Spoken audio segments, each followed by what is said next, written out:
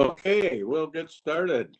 Everybody hearing me? I Yep. don't see, is Commissioner Moore on? I do not see him. I don't see him yet. He's planning on being on, I know that, because I talked to him last night about some parts, but anyway. We'll begin, this is the Tuesday, May 4th, County Board meeting. The meeting will be in person via WebEx, video phone conference, and streamed live on the internet. The public may join the meeting via WebEx in person at the meeting room or watch the live stream. If joining the meeting in person, the total number of persons, including commissioners, cannot exceed 10, and social distancing of at least 6 feet will be in effect. The governor of the state of Minnesota has issued Executive Order 20-01 declaring a peacetime emergency and coordinating Minnesota's strategy to protect Minnesotans from COVID-19. On March 24th, 2020, the Pine County Board of Commissioners declared a local emergency for Pine County. Based on these conditions, the chair of the Pine County Board of Commissioners has determined that the requirements of Minnesota Statute 13D.021 Subdivision 1 have been met, and it is not practical or prudent for all members of the county board to meet in person. The public is invited to join the meeting in person or remotely. So now we can call the meeting to order and we'll rise for the pledge. I pledge allegiance To the flag of the United States of America, and to the republic for which it stands, one nation, under God, indivisible, with liberty and justice. Mr. Chair. Mr. Yes, Chair, go ahead. Yep. no public in the room here. Okay, thank you. Public forum, is there anybody on a call in? Wishes to speak?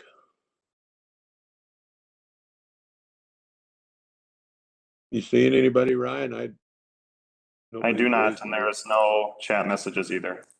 Okay, thank you. We'll move on to the agenda. I know we got some additions. Mr. Chair, if I could Yep, add to the agenda to consent item number 2C, temporary construction easement to go along with those land transactions. And to consent agenda item 2.1, if we could add remote electronic alcohol monitoring grant. That's the REAM grant. yep, And regular agenda item number 3.1, if we could add resolution 2021-34 proclaiming the week of May 16th to the 21st as Emergency Medical Services Week. And then regular agenda item number 4.1, if we could call a special meeting for May 24th for the purpose of a public hearing for the deed, the State of Minnesota Department of Employment and Economic Development block grant program. We have two projects that we are working on with community partners. One is a broadband project in conjunction with SCI Broadband, and the other one is a project with Place for You, the homeless shelter. And these grant applications must be done by the county and are due June 1st. And so we need to have a public hearing for both of them. And that is all the additions that I have. thank you. Anybody else? Ludwig Are you will making a move. Okay. Thank you, Matt. Locker will second. Thank you, Terry. Any discussion? If not, clerk will call the roll. District 1, Chair Holland. Yes. District 2, Commissioner Moore. Aye. District 3, Commissioner Lovegren. Aye. District 4, Commissioner Waldham. Yes. District 5, Commissioner Ludwig. Aye. Thank you. Looking for the approval of the minutes of the April 20th, 2021 County Board meeting and summary for publications. Make a motion to accept those as Terry. Thanks. Oral second. Any discussion? If not, we got a motion by Lovegren, seconded by Moore for approval. Clerk will call the roll. District 2, Commissioner Moore. Aye. District 3, Commissioner Lovegren. Aye. District 4, Commissioner Waldham. Yes. District 5, Commissioner Ludwig. Aye. District 1, Chair Holland. Yes, Thank you. and we'll move on to the minutes of the board's reports and correspondence. Pine County Land Surveyor Monthly Report for April of 2021. Ludwig moves. Lovegren will second. Thank you. We got a motion by Ludwig, second by Lovegren. Any discussion? If not, clerk will call the roll. District 3, Commissioner Lovegren. Aye. District 4, Commissioner Waldham. Yes. District 5, Commissioner Ludwig. Aye. District 1, Chair Holland. Yes, District 2, Commissioner Moore. Aye. Thank you. okay, we'll move on to the consent agenda. You've had those items in front of you with the additions that were mentioned.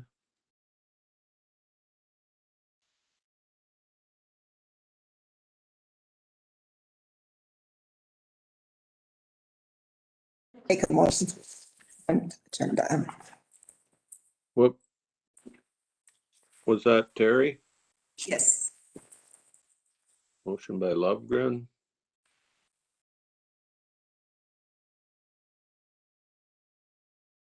Second. Is that JJ? Yes. Okay. Is there any discussion? If not, the clerk will call the roll. District 4, Commissioner Waldham. Yes. District 5, Commissioner Ludwig. Aye. District 1, Chair Holland. Yes, District 2, Commissioner Moore. Aye. District 3, Commissioner Lovegren. Aye. Thank you. okay, we'll move on to the public hearing for zoning. We will be considering ordinance 2021-30, amending the county zoning and SSTS ordinance. There'll be a presentation first. Who's going to give that? Good morning, Mr. Chair, members of the board. My name is Caleb Anderson. I'm the county zoning administrator, and I've been working with the zoning board on a few different topics. The one before you today is ordinance 2021-30, which addresses three different topics. One is temporary family health care dwellings. The county zoning ordinance was written a couple years ago now and only applies within townships and cities that opt into county zoning. One of the land uses that the ordinance recognizes is kind of family health care units, where you provide temporary housing at your home or on your property for maybe a loved one. What we're seeing most commonly is aging elderly parents. So it's kind of a trend across the state, as most of you are aware. Minnesota statute 394 provides some language about temporary family health care dwellings and the standards for those. And at the time that we wrote the zoning ordinance, we kind of just deferred to the statute requirements for that, just partly because there was so much content that we were working through, and that just, we didn't have the time to really focus in on that specific land use. So once we got going and we were able to think a little bit more about that, we found that those requirements for family health care units in statute don't really match what people are actually doing in rural Pine County when they want to have a parent live at their property. What we're seeing mostly is mobile homes, single wide mobile homes is the ones I've observed, or tiny houses. And there's some language in statute that wouldn't allow that. So we're trying to make this type of land use where we see that there's a need for it, we're trying to make it fit better with the way people will actually do it. And then it also changes it from an interim use permit where you'd have to go before the zoning board, there'd be a notice to all the neighbors. It changes it from interim use permit, where there'd be a public hearing and all that, to a permitted use. And that's acknowledging that when someone's in a situation with a family member where, okay, we've got to find housing for mom or dad or grandpa, usually time is of the essence and there's enough stress. So the idea is to make it easier for people. That's one of the main three portions of this ordinance. The second portion is for, and I have to pull it up again here, is for setbacks for septic system permitting. Our local ordinance basically just adopts the state sewer code, and the state sewer code has some strict setbacks for lot lines. For like the tank has to be 10 feet from the property line, the drain field, and whatnot. And then also, if there's a platted roadway, you have to be 10 feet off that. And we're finding on tight lots, particularly close to lakes, it can be very challenging to meet all those setbacks. And officially, in the absence of this amendment, they would have to go through the variance process and go before the zoning board, notice in the paper, all that. And it's a cumbersome process for something that is pretty minimal. And what we usually think is most neighbors would rather see the guy across the lot line replace his polluting septic system and be 2 or 3 feet away from the lot line than not replace it because he can't meet the setbacks. So it seems, so the language provides an administrative variance when that septic designer and the septic inspector agree that there is no practical location to install it that meets all the required setbacks, that then they can kind of get a little bit of relief from those strict setback requirements. So to me, it should relieve some burden on those septic professionals that are trying to help these people, you know, and replace the septic systems. And in a place where normally if they went for the variance, they'd get it anyway, because that it's just a priority to be replacing septic systems versus strict adherence to setbacks. So that's the second of the third items. And then the third one, and maybe I didn't do these in order, forgive me, as they're listed in the ordinance. So this is the third item, which is actually the first on the ordinance, is RVs. We've had a number of calls, more than you'd think, over the last few years about properties that have multiple RVs, that there's maybe multiple households or parties taking residence in. And usually the complaints are, there's a few things going on, you know, there's just a lot of activity coming and going, my neighbors, and they're parking in the road, and sometimes it tends to really follow, you know, it just has a number of issues in those situations, but one of them that often gets brought up, garbage would be another one.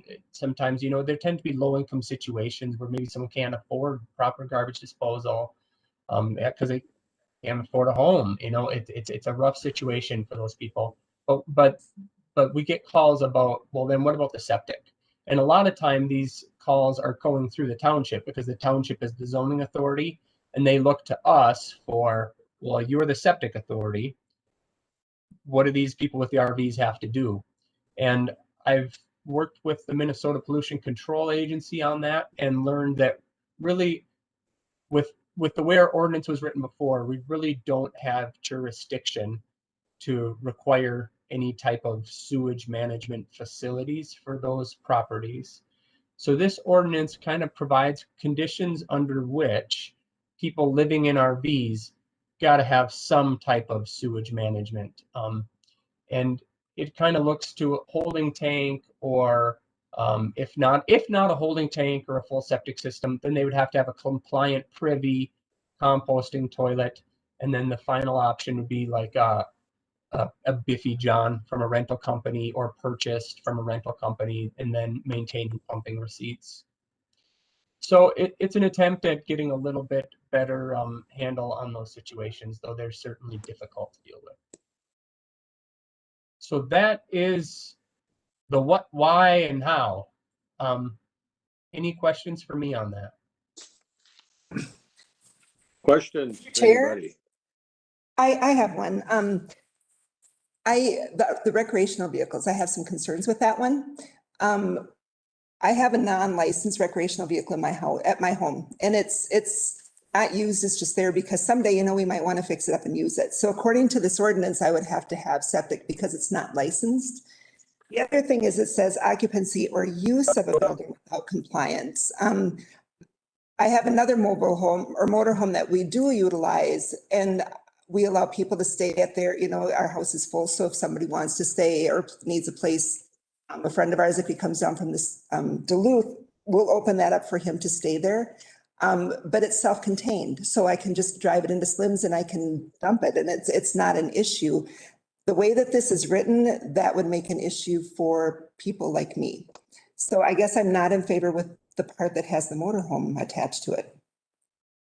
Sure. I really like the other aspects, Caleb, and the way that you're working to help the people and make it easier for them if they have a ailing parent or something like that. Or, you know, I like the other portion, but I'm really concerned about the motorhome issue or the recreational vehicle issue.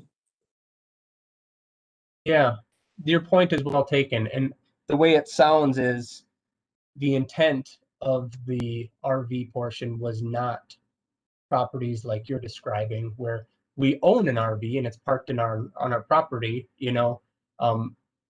That is definitely not the intent. So let's see. Regardless of their time of theirs shall be treated as buildings.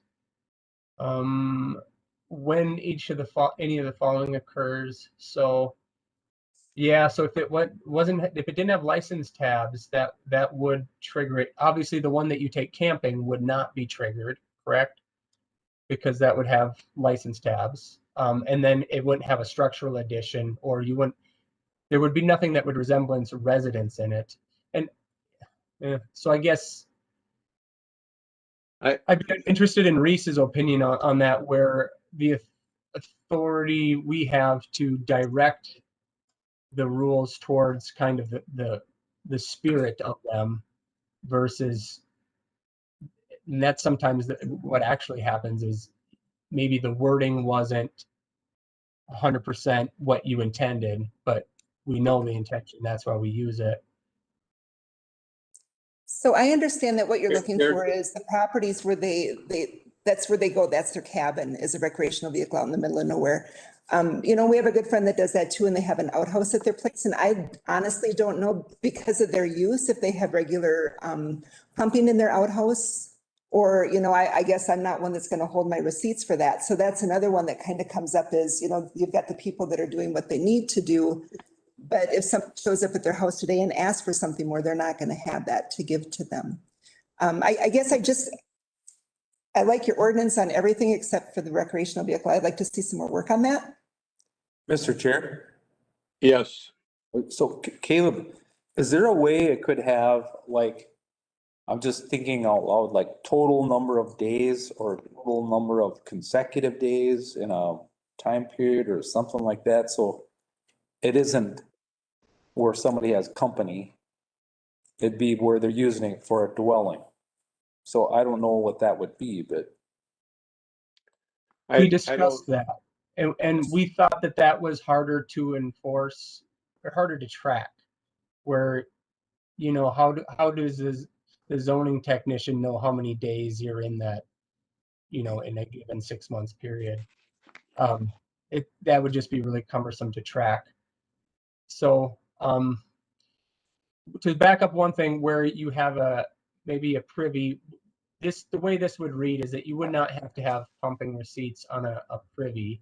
That the pumping receipts just really follows if you have a porta-john where, you know, those get pumped more frequently or used, they have less capacity. Therefore, they would get pumped more often. Caleb, one thing that I want to kind of answer, this is Kelly Schroeder, County Auditor Treasurer, from Terry's concern, or maybe think about with Terry's concern.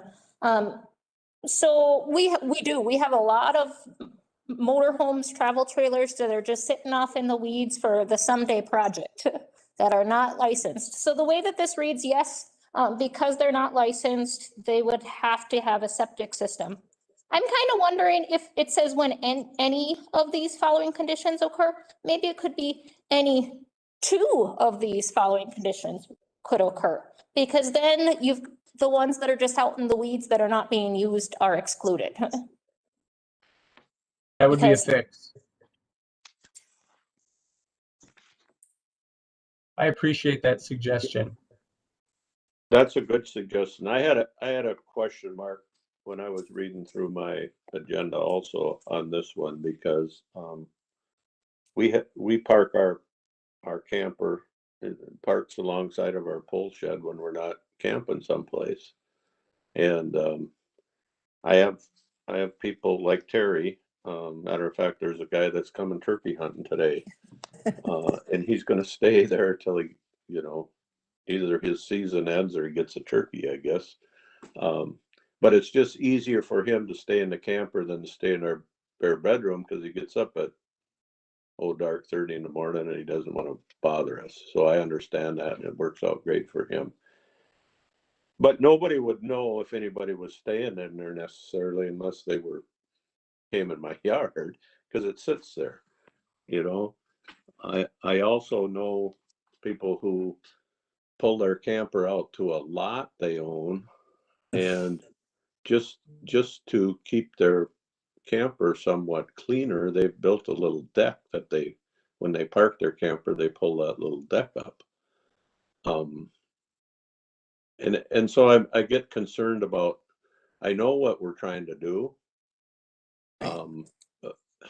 but we're also eliminating somebody's hunting cabin, so to speak, on wheels. So maybe a little more wordsmithing in here and there, and I think that's why we have these public hearings, is to get some input. We already had one great suggestion.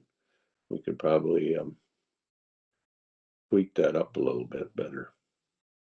And Mr. Chair, I did receive a phone call right away this morning before I was getting ready to walk out the door. And this was her concern, was the motorhomes or the recreational vehicles and the hardship that it would create for her. So that was, you know, we are hearing from the public that this is not the right thing. It's not worded correctly. So if we could relook at that, that would be wonderful. So, Kelly, if I would be open to your opinion on this, but I'm wondering, from a practical standpoint, if it would be an option, if it was at the pleasure of the board, to simply strike that section but approve those other sections.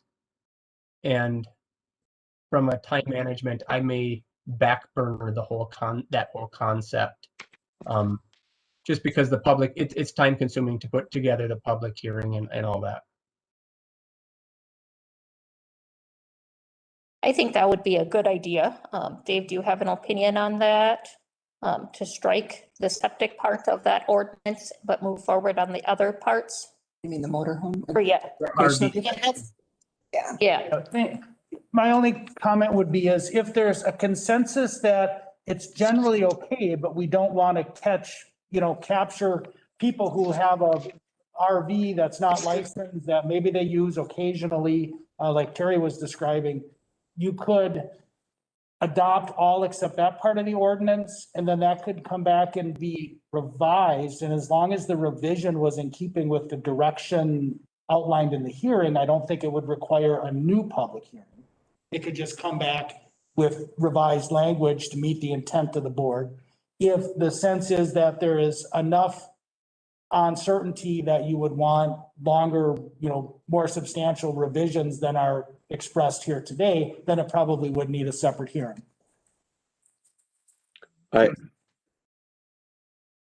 Caleb and board members, I do get plenty of calls from people who are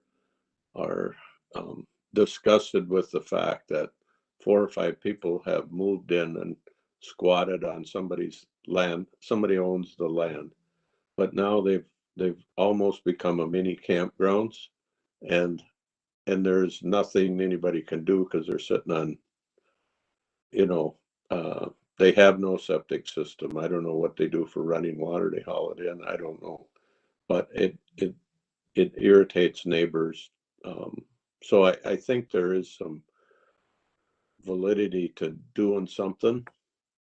I just think David's suggestion, maybe if we could wordsmith that up a little bit, we could capture the intent without punishing the people that are doing what we described. Mr. Chair. Mm-hmm. So Dave, what you're saying is we could direct it to, maybe even say what Kelly said, where it's got to meet 2 or have 2 of the deals. That still kind of gets us where we want to be. It's still, but then we don't have to do another public hearing. Is that what you're saying? And then when the ordinance changes, we can pass it at the next meeting or whatever down? Is that what you're saying? Correct. And we can ask, Reese to weigh in, but as long as, if you take the public feedback and you tweak the ordinance based on your preferences and the public feedback that you hear, and that is all relatively clear at the public hearing, and it's just a matter of wordsmithing it, then staff can wordsmith it and bring it back for future approval. Because I agree with Steve about, I think the intent is, Caleb, is the people that have a wood stove in their camper and are living in the thing literally, and all year round they got hay bales around it and the whole 9 yards, that aren't complying with anything and just dumping their raw sewage in the creek or in the swamp, or that's what this is intended for. I don't think you're going to go around looking for RVs that are sitting in the woods that aren't licensed, that nobody obviously is staying in, but I understand concerns where that could be an issue. So, I mean, I don't know. I would rather see that, because I think the far more concern is the people that are abusing it than the simple things. So, Mr. Chair, Yes. so could Caleb or Kelly, you don't have to have the exact language you're gonna use, but could they just restate what would the fix would be? When Kelly described it, or Caleb could say it. So in 4.06.01A, recreational vehicles, regardless of their time of establishment on a property, shall be treated as buildings and subject to the provisions of this ordinance when any of the 2 following conditions occur. Okay, That was Kelly's suggestion. okay.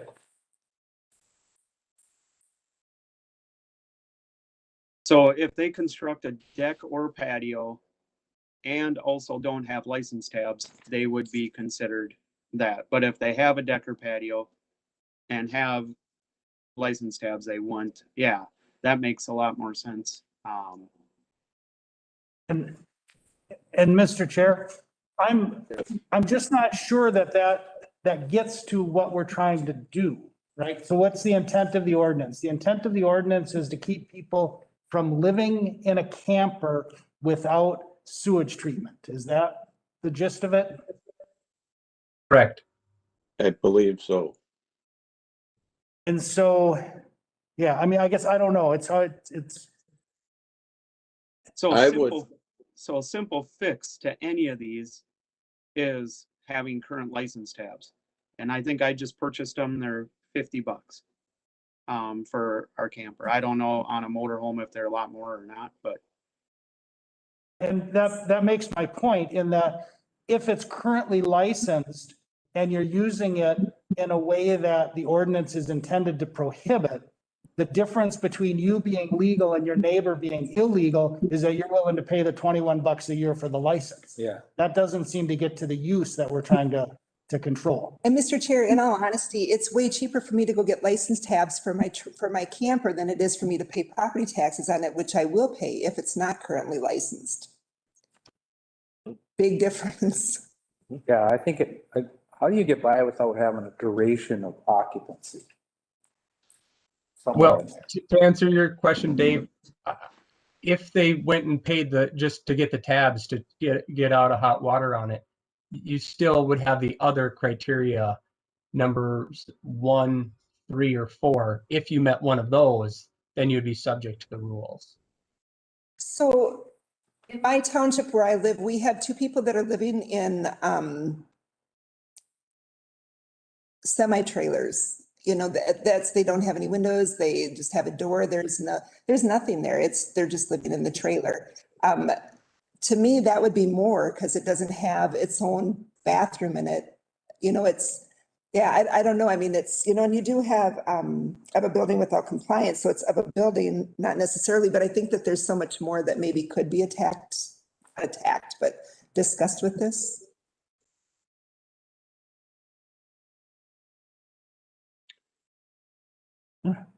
Can we go back to the idea of striking that portion and sending it back to the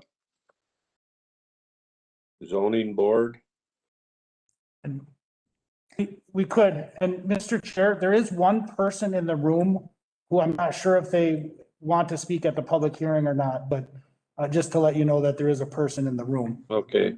Is the board done asking questions for a while? We'll get another crack at it.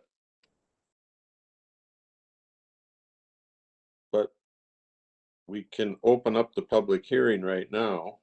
And now any people from the public that wish to speak on this subject. This is Eileen Krupp. Go ahead. Thank you. I do wish to speak about the RV part of it, and I have a similar thought on that. I just think attaching a license to anything having to do with the SSTS is a stretch.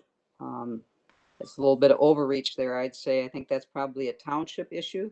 I think the licensing needs to be kept out of that because there are people who have, and I think Commissioner Lovgren mentioned this, there are people who do have motorhomes in their yard. Maybe they haven't driven them for 2 years and maybe they haven't had a chance to license them. But I think that taking them and using a license as a reason that's pretty fragile. I think you ought to stay away from that. And maybe if you're looking to control something like this, maybe when you're looking at people who have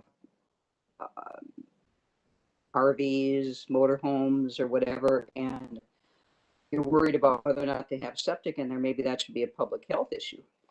So, taken out of the realm of licensing and control, where it should be township control, and put it into a public health issue, and leave the licensing part of it to township regulation or ordinance.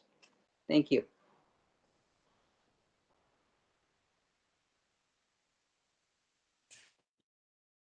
Anybody else wish to speak?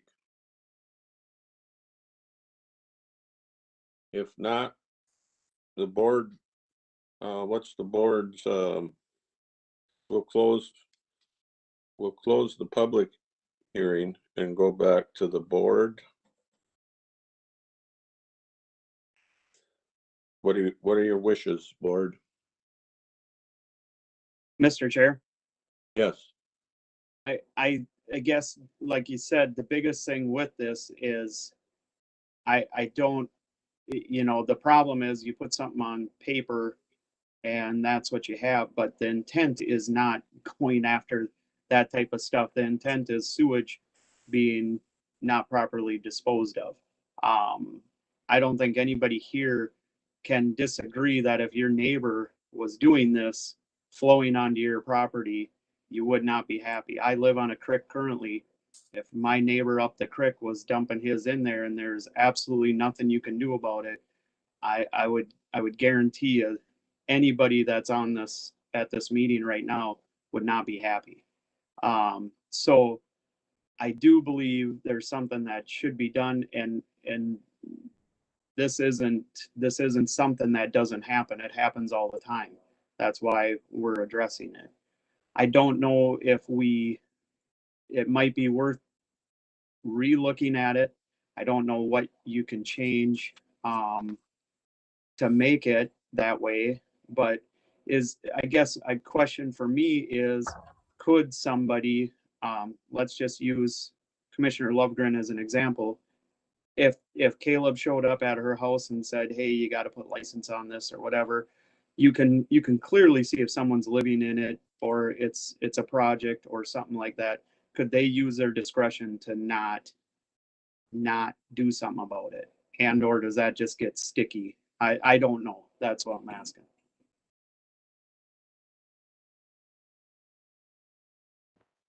I would envision something like this would be complaint based, where it's not, we wouldn't go hunting down RVs that didn't have license on them, because we wouldn't be able to have time for any other work. You know, so that's where I don't know that I don't know that we necessarily need to get hung up unless it's a legal concern. But I guess I do understand that there is some fragility, someone used that word, of you adopt it with this intent, but if that intent does not live well enough within the language, then who's to say that the next zoning staff wouldn't interpret differently? So that we want to protect from that. But Mr. Chair, Yes, so, am I understanding that we can approve the other two,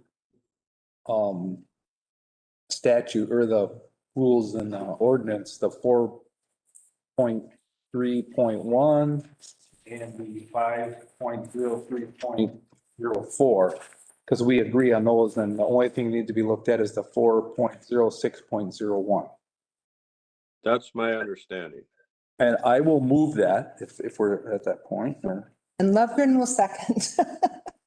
Thank you. Any discussion on that? So just for, yeah, Mr. Chair, if I could, please. Yes, For clarification, we're just going to leave the 406 or 01 out of it for now, back to the drawing board kind of thing, and we're coming back to it. Correct? we're going to come back to it. We will Okay. direct staff and the zoning board to come back to it. Thank you. Does everybody understand what we got a motion by Ludwig, seconded by Lovegren, to adopt the two sections.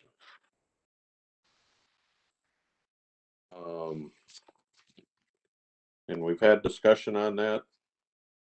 So we're gonna adopt 5.03.03 and 04. Clerk, want to call the roll? Sure. District 5, Commissioner Ludwig. Aye. District 1, Chair Holland. Yes. District 2, Commissioner Moore. Aye. District 3, Commissioner Lovegren. Aye. District 4, Commissioner Waldham. Yes. Thank you. All right. Now we're gonna move on to liquor ordinance. Resolution 2021-31, another public hearing. We're gonna have a presentation on this. Yes, thank you, Mr. Chair. This is Kelly Schroeder, County Auditor Treasurer again. So you have before you today an amendment to the liquor ordinance. And it's kind of an interesting amendment that was brought up by one of the license holders in Pine County. So there's two types of, well, there's lots of types of licenses but we're gonna talk about two types. So there's a 3-2 beer license, okay? So they can only sell 3-2 on sale. So there's that. And then there's a wine. So if you run a facility and you just want to sell wine on sale only, you could have that license. But if someone has a 3-2 license and a wine license, then together the county board by this ordinance, as long as they're a restaurant, then they could sell strong beer. I suppose because the wine is strong, What's that? because you're approving a strong. Right, Yeah. yes, and our couple people that have 3-2 licenses, they're really struggling to get 3-2. Minnesota is one of the only ones that has 3-2, so there's just, to have a distributor, it's getting very difficult for them. Make it easy. Right, and so we just have two people who have on sale 3-2 licenses, one in Windermere and one in Wilma Township. They do have to meet the restaurant threshold with 25 seats or more. So I talked to the township or Bob Brewster out there on Wilma, and he didn't think that one would qualify. So it might only be Ray and Marge's up in Windermere that would qualify. And so again, they have the 3-2 license, they have the wine license, and with this ordinance amendment, if they're a restaurant with 25 or more seats, then they could sell strong beer on sale only. Does Ray and Marcus have 25 seats? Yep. Does it? It seems so little. The booth seating, And or seating counts. I was on the phone and he counted them. He was at like 42. So, why don't they just get a strong beer license? The cost. So, Okay. right. And so a regular on sale license is $1,500. And so with this, their 3-2 license is $50. And then I have a proposal to set the wine license fee at $150. It'd be 200 versus 1,500. Right. It's $200 versus $1,500. So So then they thinking are going to thinking ahead, why wouldn't Past that any level. other restaurant want to do this same thing? Because they can't have mixed drinks, It would just be Okay. beer and wine. beer and wine only. And I And- guess maybe we'll see some that switch to this since it's if you pass this, it's an option. But then it's only 3-2 beer as well. It's not regular beer, so. Well, No. no, so if they have the wine license with the 3-2 license, then they can sell regular beer. That is what this amendment will do. Makes sense to me. JJ, I'm looking at you because you're kind of in this business. You're Kind of. you're our advisor. You're our advisor on this one. I'm just strictly off sale. Well, But yeah, I can see the, where you're going with this. Mr. Chair, when you talk like Ray and Marge's, you've got some people that just have a gathering place for people to go. And if they can drink beer and wine there and not have the hard beverages, not do the mixed drinks, I think that this would be a good way to offset. They're seasonal. They're not, the majority of their business is in the summer. So if I'm looking at $200 versus $1,500, that's huge for me if I was Ray and Marge's. I agree. How does the setup license fall into play? Is that still even an option, or is it in Minnesota? Do they even still do that? What? That's where you bring your own bottle. Yeah, You don't remember? bring your own Right. bottle? That used to be the old ballrooms. I'm not sure. I don't know I've if never they heard do of that that license. anymore. Yeah, JJ. I've never heard of the license. Oh, Beer and setups used to be the thing. yeah. So just what's in front of us is beer and wine. And nobody Correct. makes 3-2 anymore, so they're down to, if I Well- want a black beer, I have to get strong. Pretty much. Sounds So good. what's the worst thing that would happen? We'd have a bunch of little taverns that said, hey, I don't sell much booze anyway. I'm just gonna go to this. Yeah.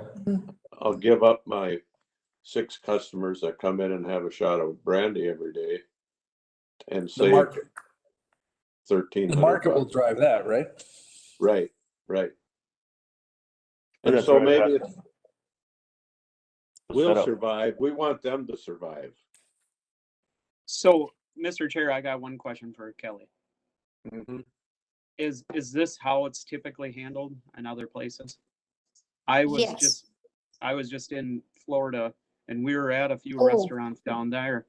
And yeah, I was surprised all you could get is beer and wine at some places. You couldn't get a mixed drink. So I thought everybody sold margaritas and Mai Tais down in Florida, but they don't. So, and that must be why and they said they didn't Potentially. want a full liquor license. So, I mean, not that we need to follow what other people do, but that does make sense to me. So I'm good with it. Yeah, I don't know about other states, but I know, so I had talked to several of these northern type counties and they all are doing this. Okay, And even the city of Sturgeon Lake's doing this. Yeah, Well, so the only, I just thought of something that might not matter, but let's just say you have a C-store, and that's where they used to put the 3-2 in the chute with the pop. Can they just put strong beer in the chute with the? No, because this is on sale only and you have to be a restaurant with 25 seats or more. So we do still have, like the little C-store up 23 and Yeah. Eric or Bruno, that's a 3-2 only. And I know they're struggling, but this is on sale only and there wasn't any options to expand it. Okay, Mr. Chair, thank you. I have Yep. a question. Does this Yep. ever have anything to do with any of the wineries that we have? No, they have their own special licensing that's through the state. I was just wondering if things had changed. Nope. that's goofy. But anyway, we're not gonna change those rules today anyway. We got most of our questions answered.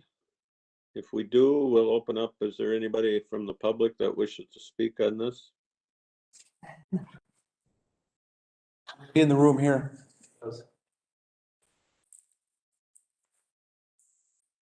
What'd you say, Matt? No one in the room here that Okay. wants to speak. Okay. Well, then we won't have anybody from the public speak. I'm not seeing anybody raising their hand. So we'll close that public hearing. We'll come back to the county board if anybody has any more questions. Otherwise, we'll look for a motion. Moore will make a motion to approve ordinance. Now I gotta scroll back up. 2021-31. Thank you. Lefgren will second that. Got a motion by Moore, second by Lovegren to pass ordinance 2021-31.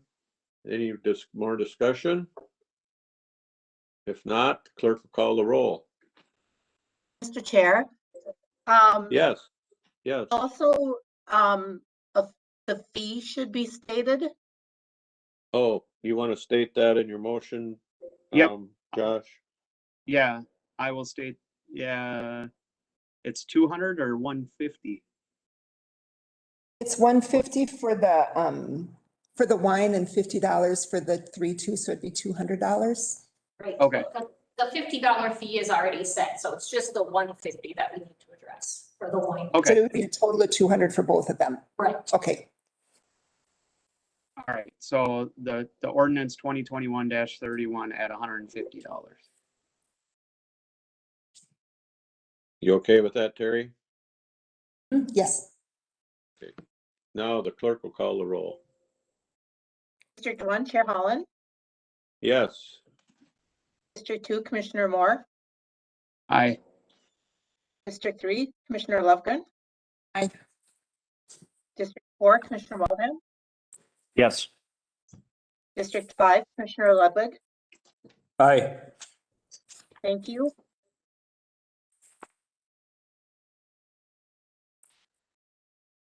I had to open a window up.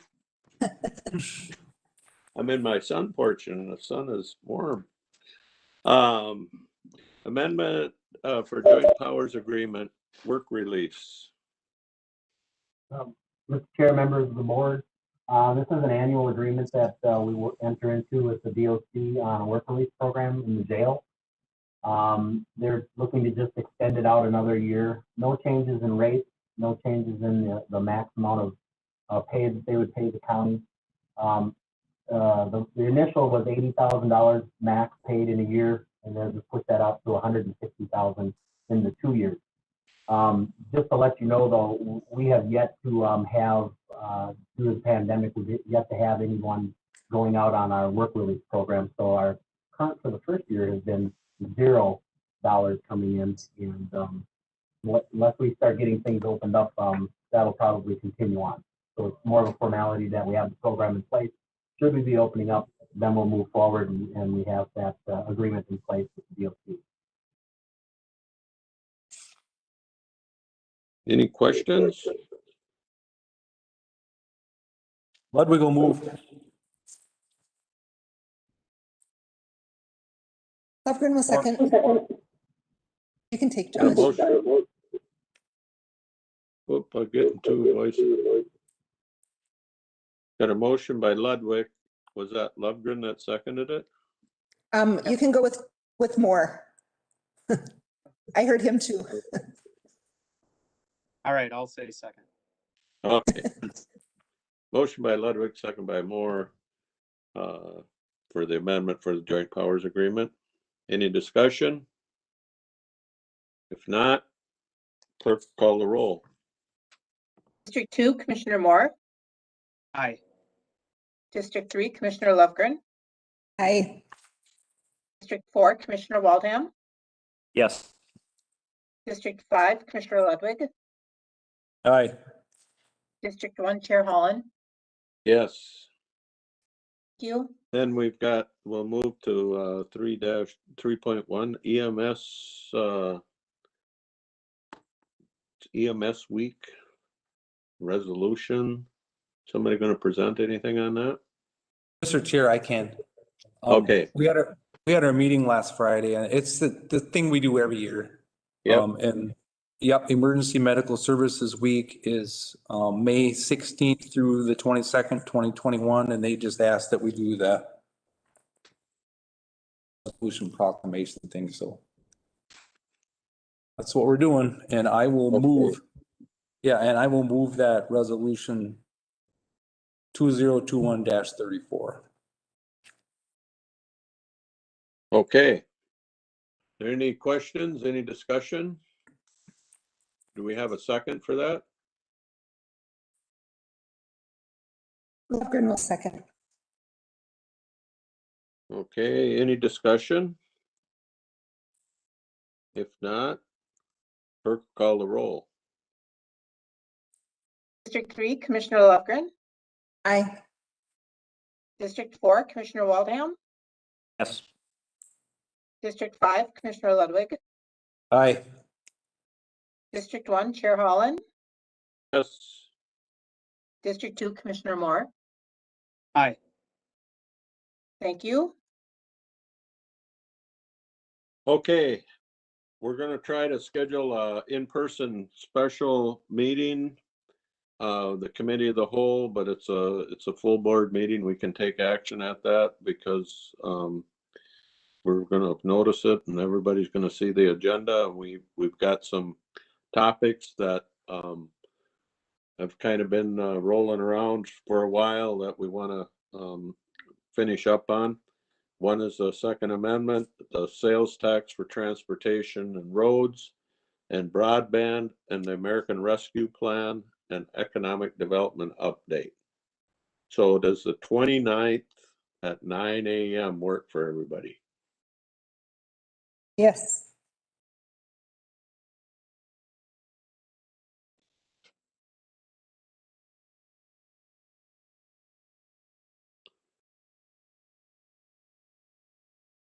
Mr. I Chair, don't think yes.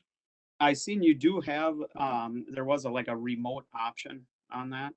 So I know we're gonna try to go in person, but if for some reason Yes, I'm just We- thinking, being selfish, Yep. my schedule's been crazy lately, so if I can just duck in and participate Yep. that way, it'd be awesome. I'd love to see y'all, but I'm just Yep. looking ahead. I know. So, We'll take you any way we can get you, Josh. okay, sounds good.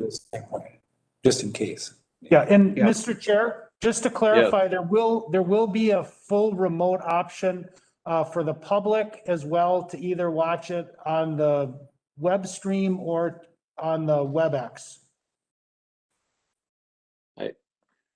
We could probably add that to the agenda, David. I think by consensus, we've kind of think that might be a great option to continue forever with.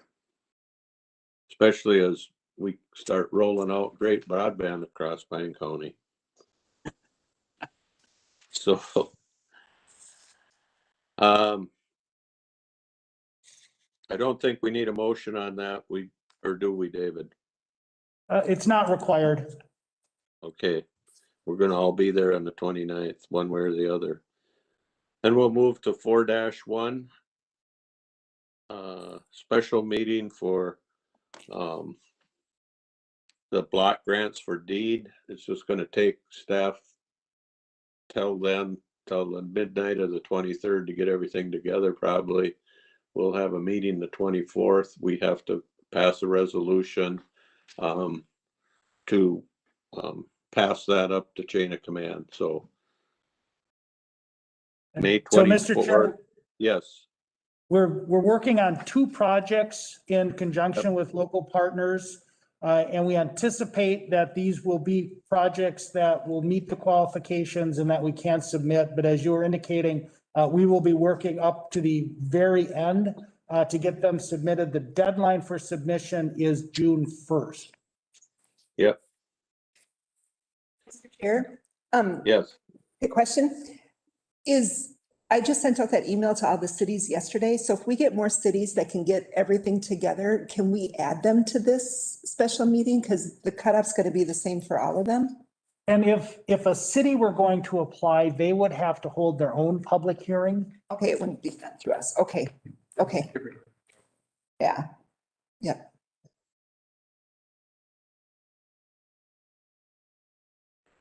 Okay. Do we have any legislative updates? No particular programs, just we're under 2 weeks to the completion of the session. And all the business of the last several months will get compressed into the last week as it usually works, so. I think there's 11 omnibus bills that are at the conference committee stage. And we do, I forget which ones, but I know Senator Rarick is on one conference committee and Representative Sundin is on another conference committee. Yes, it'll be a wild finish, I'm sure. We'll move on to commissioner updates. Bridge and Divide Commissioner Training. I went to that one. It was really helpful on how to deal with people who feel like they're not being heard, that their voices aren't being heard, and how to work with them just to make sure that there's clear communication. Good, thank you. You can be our trainer. Arrow, I think we all want to, we think we're aware of that, Terry. We want to always Right. be aware of that, so I think it's all of our responsibility to remind each other that we're listening to the people that don't have a voice too. Arrowhead County Association, anybody get there? Yes, Mr. Chair, I did, Commissioner Ludwig. Well, the biggest part of the meeting was probably the legislative update by John Ongaro. And of course, the 2.6 billion American Recovery Act dollars that's coming our way, and the bills that are layered up in, like Dave mentioned, in the legislature right now. And the session has a timeline, and there's a 1943 law, and if they're talking about how to spend the American Recovery Act dollars, there's a 1943 law that if the legislature goes out of session, then the governor gets to decide how to spend the money. So it's like, maybe there's a reason not to get the job done in time so who knows what's gonna happen there, I don't know. But that was interesting. And then the clawback dollars, I think we all know the county is not gonna be responsible for those. They're gonna be handled in the budget of Health and Human Services. So the other interesting thing is the tax settlement that happened with the pipelines that were coming through, and then there's a new pipeline being built now that we heard the protests on. So some of the counties are gonna have a considerable payback. And the impact is, of course, they're still gonna have a pipeline that's gonna be assessing, so it will help with some of that burden. But Itasca County is losing, the big chunk of the line went through there, and they have a pretty high payback, and now the new line is bypassing most of them, so they're not gonna have that source of revenue at least coming from the second pipeline. So that'll have to be worked through. Good news to us also from him is the CPO and the CCA county probation dollars. They're not going to be cut. That was reported originally in that memo, and they're actually going to be an inflationary increase to both. Then in the county roundtables, Carleton County is happy with their satellite broadband. And of course, Itasca brought up the big getting hit by the pipeline dollars, and Cook County reported that their whole board toured all of their county buildings to do an assessment and see what's coming at them in the next, which I thought was a good idea. We always get ours reported, but they did it. And then Aiken County is struggling to get Health and Human Services nurses. They cannot hire nurses. So they're reaching out to try to figure out some way to get the word out. And then, of course, I reported from us that we had hired the new economic development coordinator. So that pretty much does that one, I think. So thank you. Thanks, Matt. Yep. CBR Accelerate Program, Josh or Terry or both? I can go. It is getting very interesting. It's starting to get more to the point where we're doing the provider phone calls and talking to the providers and seeing where we can go with it. And yesterday I talked with CenturyLink, and it was just a very, one of the things that really hit is that they're getting hit from all directions from all these people, because all of a sudden there's a lot of money out there to fix and he said, we may not be able to help you if your project, isn't kind of within where we can go. So it's really, I think that might be one of the challenges that we're going to have is getting the providers that can help us, because they're all getting really slammed with things. There's just a lot of help out there. But in the meantime, there's more grants that are coming out for the small cities and the one that we were just talking about. And it's exciting to know that we will be able to serve our county with broadband coming in the future. Mr. Chair, I'd just like to add, I missed the last two, but I did sit in on a call with Frontier Communications last week, I think it was. But yeah, and that was, I really think, like Terry said, a lot of stuff's coming up.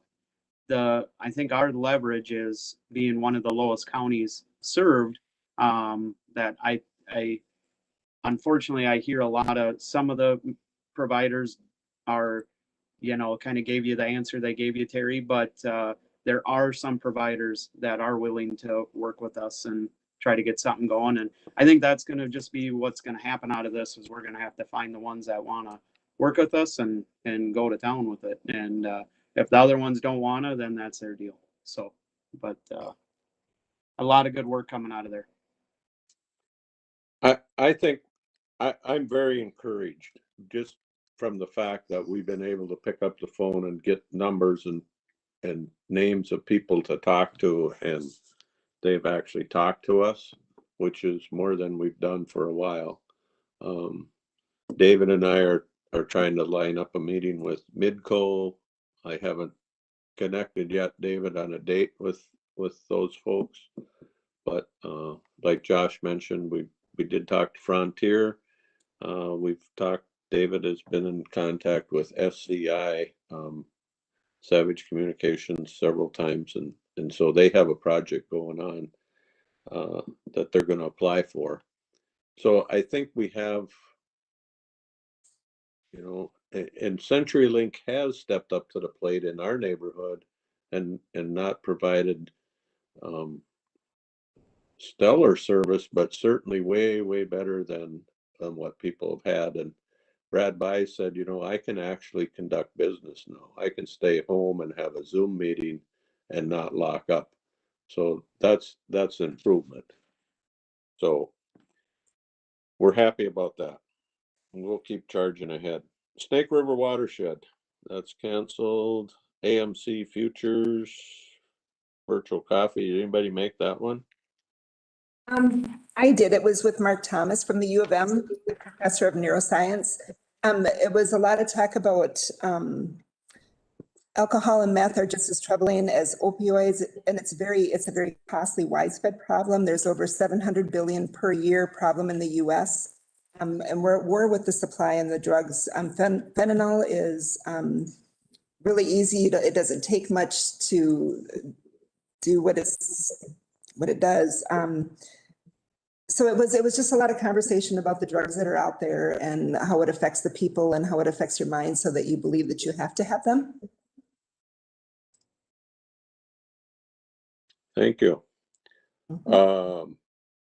Watershed Policy. Did you meet, Josh? Yeah, we did. Like you said, the Watershed Management Board was canceled, but we had one watershed, one plan stuff. And yeah, we had a meeting. We talked about mussels.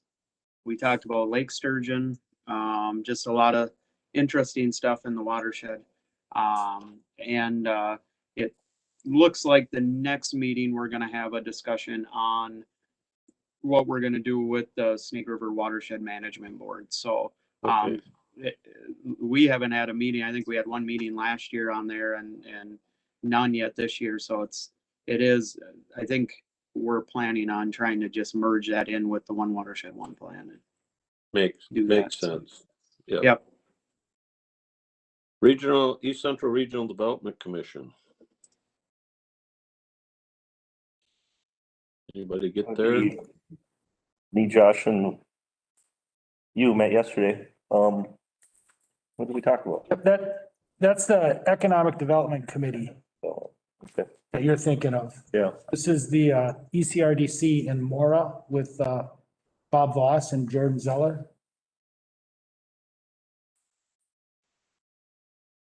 Yeah, I How about, did not make that. how about, okay. How about NLX? Did they meet? Mr. Chair, they did, but I was not able to make it and Terry wasn't either. We were both busy, so. Okay. HRA. Any update on that? I didn't have that meeting. I can be quick with this. So the whole purpose of this meeting was the purchasing of that apartment building, or just the discussion, not purchasing it, the discussion on how to purchase it. And Ehlers and Associates, that the Dave County Administrator had them at the meeting. So they were there. They had a lot of great insight. They kind of did a little research to try to help advise the HRA board which way to go. And then they kind of laid out 4 options, which was use your own money, a county loan to the HRA, bond for the dollars, or do a bank loan. So, and then there was some discussion about some other options, but that's up to them to decide really how they want to pursue that. And then there was an extended discussion about the value, sitting at 275,000 right now, but they really don't know where that number came from for sure. So it could be cheaper if you went in there and said, look, we got to do a roof, we got to do this, we got to do that. So that discussion happened. Okay. But the interesting thing that drives this whole thing is that right now the contract with HUD or the federal government, whatever it is, it's through a private nonprofit. Mm-hmm. That's where the place for you kind of comes in because they're a private nonprofit. And our Yep. Pine County HRA is a public nonprofit. So that there's some weird language that has to be figured out there. So the private nonprofit, if there was a deal there that wouldn't be held liable for anything, the HRA would handle that all. So that has to be ironed out also. But Okay. it is a building with 8 site-based HUD vouchers. So, it's, I just think, and the building is 1984, I think, 1984 or 85 construction, so it's really not that old. All right. That's about it. All right. How about EMS? Oh, that's me too. Yeah, we did the, thank you, Mr. Chair. I'll be quick. We did the EMS week thing. We're sitting at about $200,000 in our budget. And in the last stretch, with our expenditures and our revenues, we gained. So we're still working. If it stayed the way it is right now on an average, we can still function till like 2028 without the seatbelt revenue keeps falling off. So that's still there to be addressed. Other highlight is there was a pretty big uptick in requests for the naloxone due to overdoses around our region. So that's kind of happens when a shipment of drugs gets to an area, you know, and so it's something we see. Then they gave a report that the state is demobilizing all of its PPE. And so we're going to take a little bit, but they have so much masks and all that, gloves and all that stuff that she said they wouldn't even have a place to store part of what the state's just getting rid of it all. Well, Then there was a good update. Yeah, good update by the doctor saying that the COVID is really going down. She talked a lot about the Johnson & Johnson vaccine, which really ended up being a blip that was nothing. 0.5 per 100 to 150,000 is what it would be if you did the math. I think it was 6 people out of 6 to 7 million doses. So, and they all were sinus blood clots, and they all had sinus issues before that. So, but they had to look at it. That's pretty much it. thank you. Economic Development Committee. That was the one we met yesterday. We met in person, which was nice. And it was me, David, Leslie, JJ, and Kelly was there for a little bit. We just kind of talked about getting a staff person in that position, kind of what direction we're going to start going, having some regular meetings. And I don't know, it was exciting, I guess. We're got some good things coming, and I don't know if David or JJ want to add some stuff to that.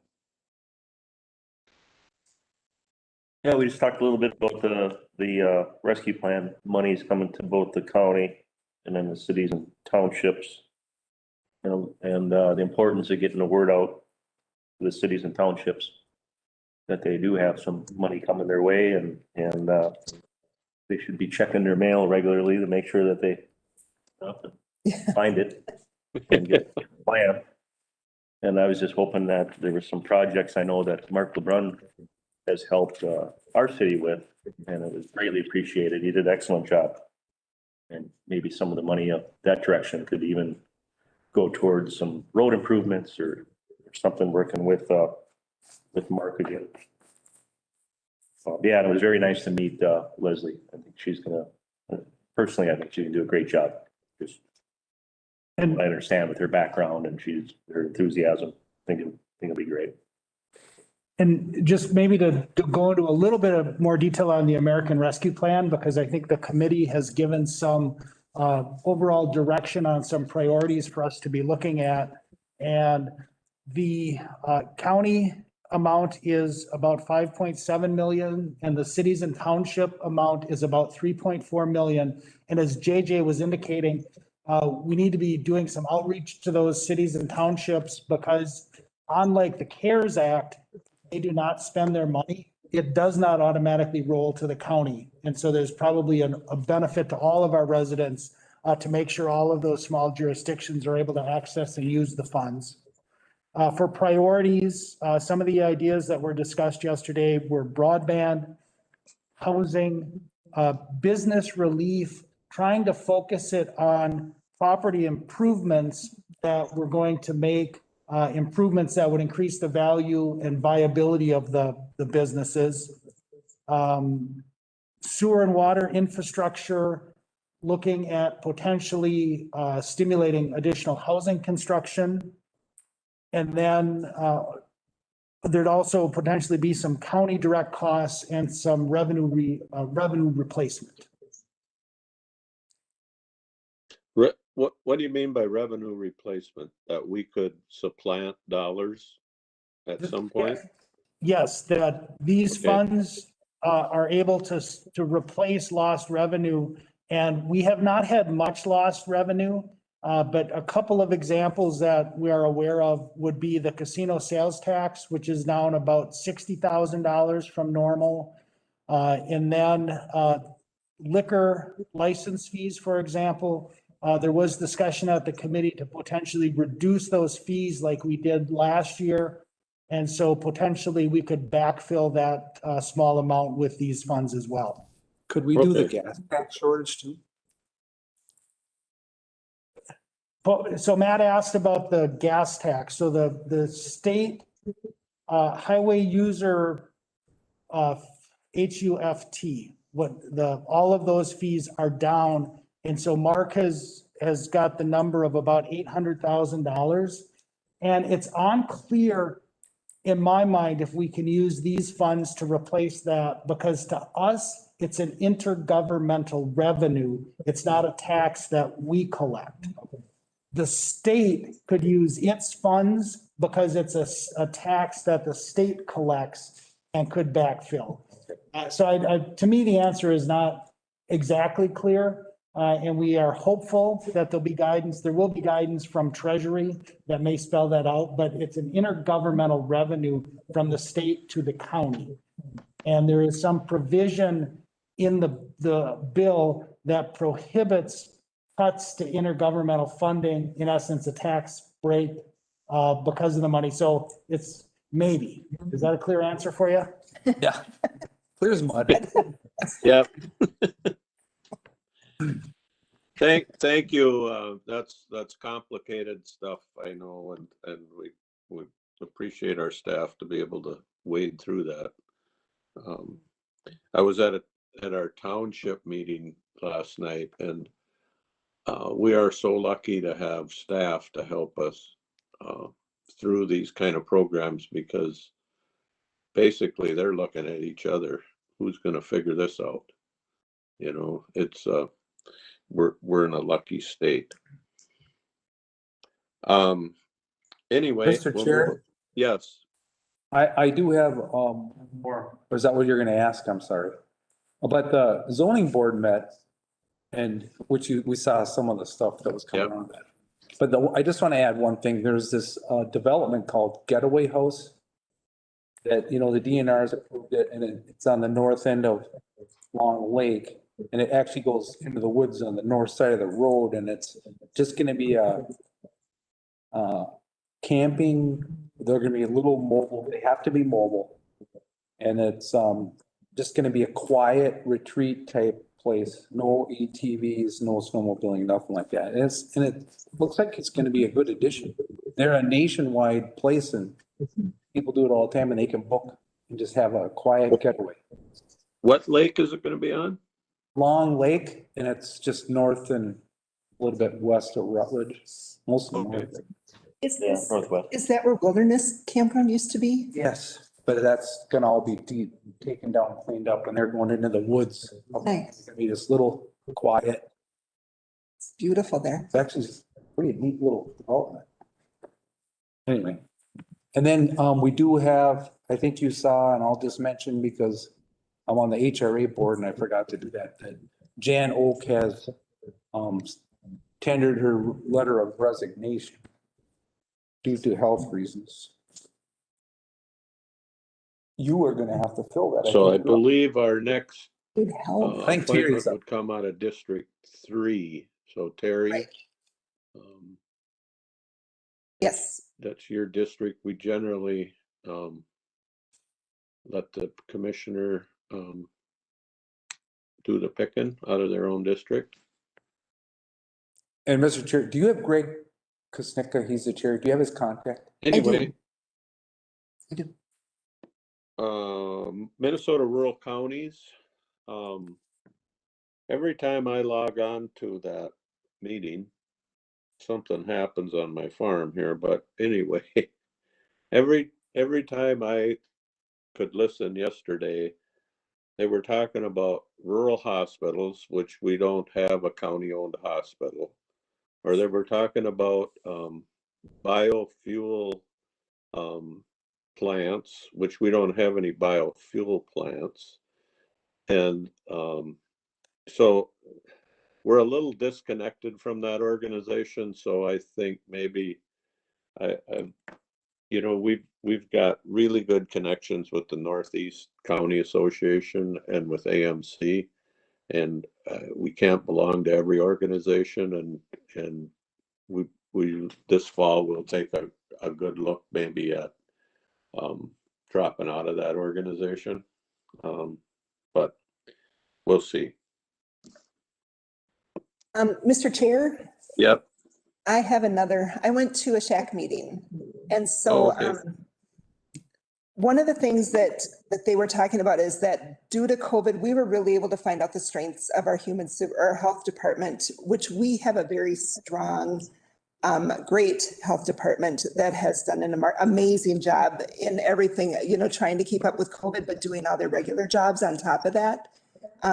Was huge. And so they were just talking about how well that they've done. And I have to give a pat on the back to our department because I think that they've done a really good job having something that's stepped up in front of everything, but to bring it all together and do their jobs with that. With that, I also learned that there are 5 to 6 more variances to COVID that are coming around that they're tracking right now. The concern that they have is that some of those tracks are going to be going around the vaccinations that people have had. And so there's concerns because it's the COVID vaccines will not help those new tracks that are coming in. So that was the shack meeting. Thank you. Mhm. Every time I hear that word shack, I think of Shaquille O'Neal, but that's a little unrelated. But anyway, is there any other business? Check your meetings. It seems like we've all been at 112 meetings in the last month, but not quite that many. But keep up the good work, folks. We got a lot of, like my old buddy used to say, we got a lot of hay down. So we've got a lot of irons in our fire and fires, and we got to keep them burning. So let's keep plugging away. And thanks for Terry. Thanks for pointing out our public health staff. I think of everybody that stepped up to the plate this last year. They were among many departments, but probably the one that we can point to and say, wow, they really stepped on the gas. They did a great job. So anyway, if I hear no other business, I'll declare the meeting adjourned. Thank you. Kelly, are you gonna stay for a couple minutes? Okay, good. Debbie, Question for you. A second. Yeah, I'll be right back. Okay, when you gonna have stuff I ready know, for okay. me? You got it? Sent it to me? Yeah. Whenever you can come in, it's ready now. Okay, I'll be in a little bit. Okay, thank Yep, bye-bye. I don't know if I should Bye. go for the restroom or.